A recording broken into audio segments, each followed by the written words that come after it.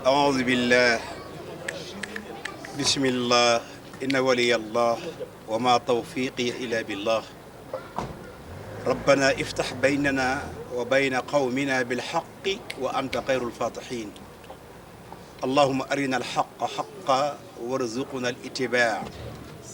وأرنا الباطل باطلا وارزقنا الاجتناب وما ذلك لنا بعزيز السلام عليكم ورحمة الله تعالى وبركاته bokki jullit yi bokki taalibe yi bokki dëkkandoo yi ñi ñuy seetaan wala ngeen ñuy déglu ñoo ngi fii tey ci barab bu tedd bu sell bokk ci buqaa bu baarak yi muy njóobeen ñu dajee fi nag ngir am lu nu bëgg a leeral ci mboolem àddina bépp ñu déggandoo ko te xamenoo ko muy bëgg-bëgg boo xam ne njóobeen ak li ko wër ñoo ko sàkku ngir ñu def ko loolu nag moo di xam ngeen ne barab bii ci suñu kanam ñu koy wax course bi ñu fiy faral di fi dawal ab course ngir ab rawantey fas yàlla dafa dogal ne ñenn ci état bi am lu ñu fi bëgg a defal loolee ñu fi bëgg a defal nag muy benn université boo xam ne njariñal askan wi la njariñal waa Mbàkke gépp la waaye rawatina ñun ñi dëkk fii nga xam ne mooy course bi loolu itamit danaa ci sawara leeral ndax yàlla dogal na bokk naa ci ñi nga xam ne laata ñu fiy sottal lii wala ñu di ko fi def ñëw nañ ci man ñaari yoon ngir laaj ma sama xalaat ak xalaatu ñi nga xam ne ñoom lañ bokkal nekk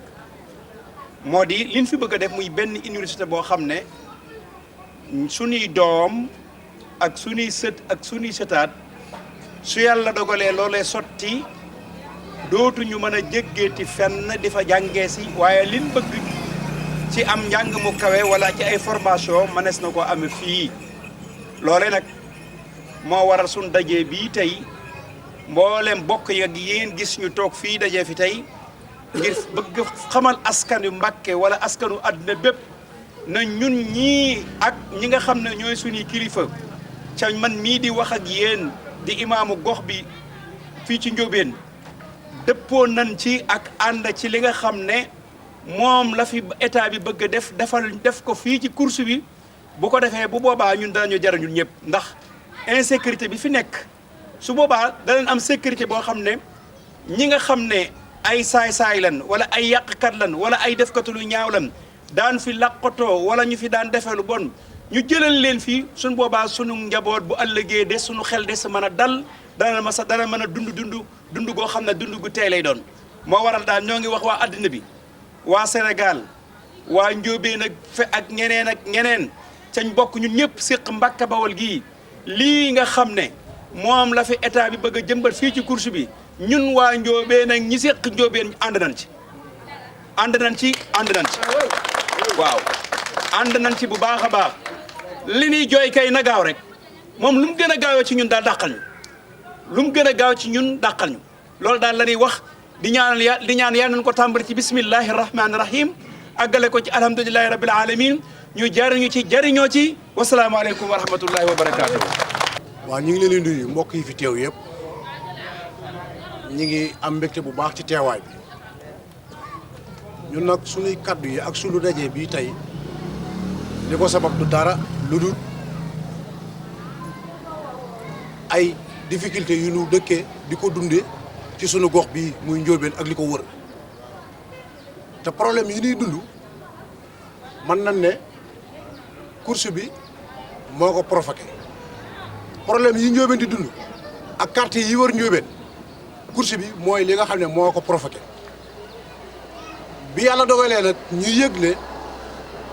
état bi de am na projet bu mu yéene def ci course bii ci la ñu sol sunu dàll bii fas yéenee gëstu loolu ba xam lan la bi nu xamee loolee lan la nag ba noppi nag ci la ñu ñaaxaat état bi waxtaanaat gox bi waxtaan ak li wër gox bi yëpp ñu xamal leen ne kat course bii nga xam ne moo fi nekk insécurité bi ñuy dund ak yu bon yi yin fiy defee yu ñaaw yi nga xam ne ku yor lu bon dugg ak moom ci course bi sunu mag yi ak sunu rakk yi mënutunoo yor jur ci gox bi mën nañ cee tudd ñaar ku naan sooy bu gëy ak géttam la ñu yeewee fii ci biir këram dugal ko ci course bi mu dem ku naan Assane Faly opération tabaski lay def kenn xamul fu mu jëlee xaalis daa leb banque wala lebu ko xar yi mu fi jëndee woon indi ko fi pour askan wi mën koo jariñoo fii la ndajji këram yóbbu xar yi mu dem ci course bi lañ jaarale sunu doom yi sunu jarbaat yi ak jakarta yi ñi nga xam ne lépp lu bon lu nu jëlee ci àll ba indil ñu ko ci sunu gox bi dugal di ko rawale ci course bi loolu nag la ñu bëgg mu dañ loolu moo ñu yëkkati ñuy wax état bi di wax président ak premier ministre ministre de l'enseignement supérieur ministre des sports nanu dégg sunu wax nanu dégg sunu kaddu ñun waa Mbacké waaye ñun waa Ndiobène ak li wër Ndiobène wër course bi bëgg-bëgg bi nu am mooy nañu fi jëleel course bii projet bu mu mën a am nag buy jariñ Mbacké jariñ Sénégal jariñ askan wi ñun pare nañ pour accompagner ko ci loolee loolu moo ñu yëkkati loolu moo tax ñuy wax loolu moo tax ñuy dox te danañ ko yóbbu ba fu mu mën a yegg ba ci président de la république ndax bëgg nañ mu dégg suñu kàddu yi bëgg-bëgg bi kat lenn dong la loolu dong la course bi na fi jóge na fi jóge na fi jóge état bi ñu ngi leen di ñaax di leen encourager pour projet bii ñu am ci course bi ñu tàmbali ko ci nu mu gën a gaawe ndax loolu mooy sunu njariñ loolu mooy njariñu Mbacké loolu mooy njariñu askan wi loolu mooy li ñu tax di wax wasalaamaaleykum wa rahmatulahi taala wa barakatuh. Nous, habitants du quartier Ndiobène, Gawane, Mbenguène et alentours, nous nous réunissons aujourd'hui ici pour discuter d'un problème récurrent, le problème de l'exploitation des champs de course, communément appelés courses. Pourquoi cette problématique? Les populations qui vivent ici à Ndiobène et aux alentours sont confrontées à beaucoup de problèmes. Des problèmes de vol, des problèmes de drogue et des problèmes d'agression. Tout ceci parce que tout simplement la proximité des champs de course est presque l'essence de tous ces problèmes. Les champs de course sont devenus aujourd'hui un lieu de refuge des grands bandits, un lieu de refuge des délinquants, j'allais dire même une zone de non-droit à partir de 20h, 21h. Parce que tous les voleurs transitent par les champs de course. C'est pour cette raison que les populations de ces quartiers que je viens d'énumérer soutiennent fortement toute initiative allant dans l'exploitation de ces champs de course. Nous avons entendu effectivement que l'État veuille ériger à cet endroit un institut supérieur d'enseignement professionnel, communément appelé ICEP. Nous accueillons cette initiative à bras ouverts. Pourquoi? Parce que quand on parle d'ICEP, on parle de formation professionnelle. Et vous savez bien que la transformation systémique, l'actuel gouvernement mise fortement sur la formation professionnelle. Nos bacheliers, que ce soit des bacheliers en langue française ou bien des bacheliers en langue arabe, une fois qu'ils sont orientés hors de Mbacké, trouvent d'énormes difficultés pour avoir un accueil social. Et la suite, vous le savez, c'est l'abandon, le décrochage scolaire. La plupart ont abandonné l'école ou bien n'ont pas poursuivi leurs études parce que tout simplement ils ont des difficultés d'avoir un accueil social. Cet ICEP qui sera ici à proximité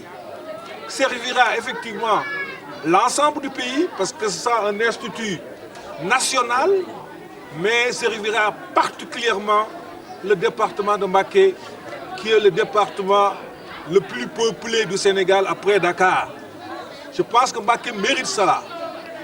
Depuis longtemps, on a des lycées. On n'a pas de lycée technique. On n'a pas de lycée formation professionnelle. Si maintenant on a un institut d'enseignement supérieur qui peut accueillir tous les bacheliers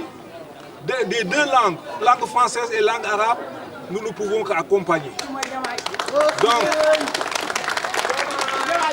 nous le disons fortement auprès du gouvernement que Ndiobène, qui est représenté ici par l'imam, et quand je dis quand l'imam est présent, c'est tous les dignitaires qui sont présents, c'est toutes les autorités religieuses qui sont présentes. Sa voix, c'est la voix des autorités religieuses. Sa voix, c'est la voix des dignitaires. Donc, il ne parle pas pour lui-même.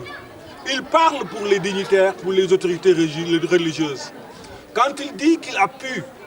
le projet, il faut qu'on comprenne que c'est tout Ndiobène qui appuie le projet. On sait très bien que les champs de course sont exploités actuellement par des jeunes pour leur entraînement, leur sport individuel et collectif. On sait aussi, ou bien on a eu à entendre que ça appartient à la Fédération des courses épiques. C'est pourquoi nous demandons qu'on ait une discussion franche, une discussion concertée pour trouver un consensus qui arrange tout le monde, qui arrange les jeunes, qui arrange les responsables des courses épiques, mais qui arrange aussi les populations. Parce que nous ne sommes pas là pour déguerpir les uns et mettre les autres à leur place. Comme le dit en langue française, on ne déshabille pas Paul pour habiller Jean. Nous sommes là pour le bien des populations, nous cherchons le bien des populations.